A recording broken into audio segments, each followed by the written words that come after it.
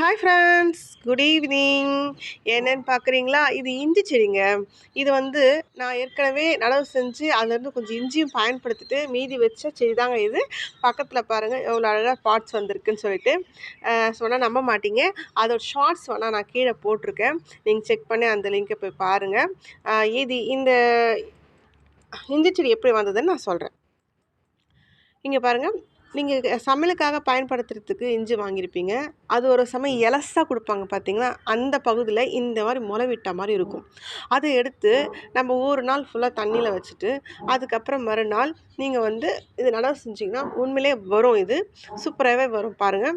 மண் கலவைன்னு பார்த்தீங்கன்னா, நான் வந்து என்னோடய சேனலில் செடிகள் நடவு செஞ்சேன்னு சொல்லிட்டு ஒரு வீடியோ போட்டிருக்கேன்.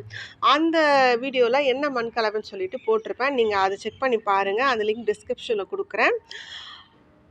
அந்த மண் கலவை தான் நான் இதுக்கும் வச்சுருக்கேன். புதுசாக எதுவும் பெருசாக நான் தனியாக எதுக்கும் ப்ரிப்பேர் பண்ண மாட்டேன். என்னோடய செடிகளுக்கு எல்லாமே நான் அந்த மாதிரி மண் கலவைகள் தான் ரெடி பண்ணுவேன். எல்லாமே போட்டதுக்கப்புறம் அது மேலே நல்லா மண் தூவிட்டு விட்டுருங்க. இது எப்படி நீங்கள் குறைஞ்சபட்சம் உங்களுக்கு 3 மாதத்துலேருந்து அதிகபட்சம் 6 மாதம் வரைக்கும் கண்டிப்பாக ஆகும். ஆனால் நிஜமாகவே நல்லாவே வரும். நீங்கள் தண்ணி விட்டுட்டே வாங்க. தண்ணி நிறைய இருக்கும்போது மழை காலத்தில் நீங்கள் தண்ணி விடாமல் பார்த்து ஈரத்தன்மை குறைஞ்சதுக்கப்புறமா தண்ணி ஊற்றி விடுங்க.